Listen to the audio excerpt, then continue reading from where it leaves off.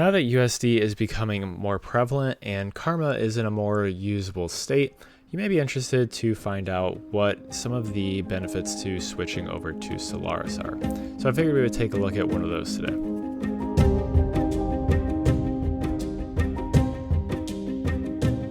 So I just have a quick scene set up here. I just have the pig head with a grid set up behind it.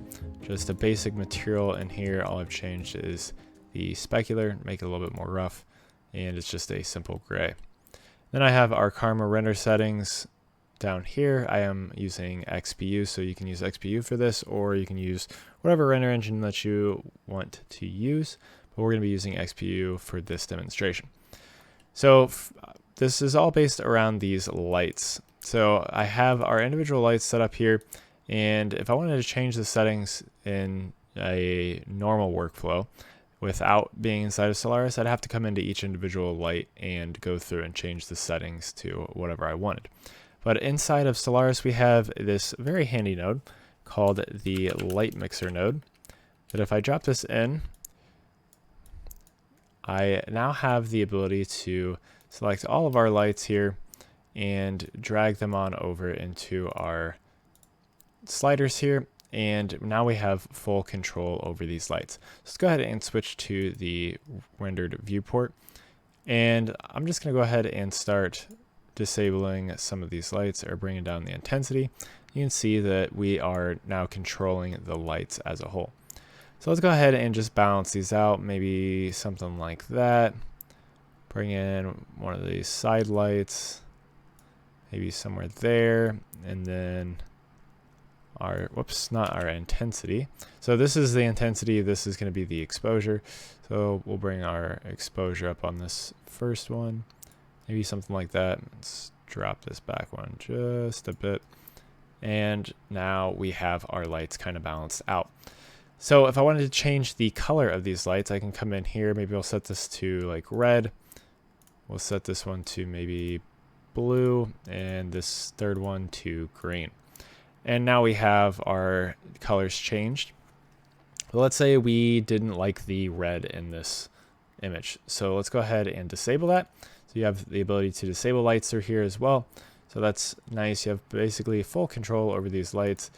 And if I go ahead, if I wanted to have a little bit more control over these two lights together, no, just bring that one back for now. I can go ahead and just delete all these out real quick, and I can select these two lights here and create a collection atom. And what that collection is going to do is allow me to drag it on over and then control these two lights as if they were linked, which is pretty nice. So I can just basically disable them, or if I wanted to make them brighter, I could do that as well. So that's a nice way to control your lights. Let's go ahead and just delete that and bring back our three lights here. And if we wanted to go into the attributes and see what our actual attributes are, we can look at that super simply through this attributes pane as well. And you can control things through here as well. So I want to bump this up to like 5, really blow things out. I could just set that back to 1. And let's say I wanted to just use the color temperature instead of using the color.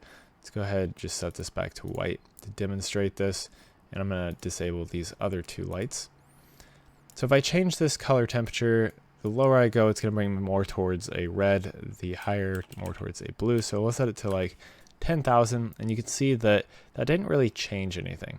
And the reason for that is it's still using this color. So I could either come back into this light, enable this color temperature, or that kind of defeats the purpose of the light mixer. We can come in here to this and just enable this little button right here. And that gives us full access to all of the settings of the light. We can come into this and just select our color temperature.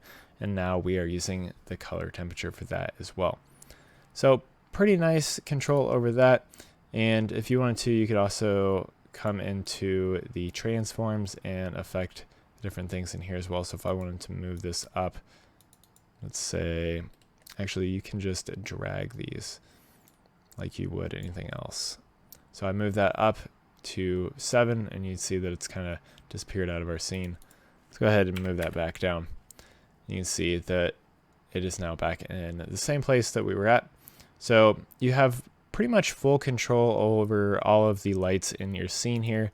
You can do pretty much whatever you want with the lights through the light mixer without actually having to go back into the individual lights. You can all just stay inside of this one node. And you see that little error there. I'm not sure why that happens, but if you just deselect the light mixer and then reselect it, you should get your little interface back up. So it's super handy to have all of your lights available through this. It's definitely something that I would recommend using, and you can even set this up to just control a set of lights if you want. You could have multiple and bring in just the lights that you want to affect. Let's say you have a ton of lights in a scene. Maybe you want to set all your buildings in one light mixer node, then you can do that as well. Or you can just control it all through one, whatever you want to do. But it gives you a lot more control over your lights without having to click through everything, and just makes it a little bit nicer to work with. So that's one of the benefits to Solaris, in my opinion, one of the bigger benefits. But hopefully this helped you out. I do have a bunch of other videos on my channel that deal with Houdini and Solaris. So if you're interested in learning more about Solaris or Karma and Material X, make sure to check those out. I do have a bunch of other stuff on Houdini in general, so if you want to learn more about Houdini, maybe using Redshift inside Houdini, I do have videos on that as well. So check those out if you're interested. But anyways, thank you guys for watching, and have a good day.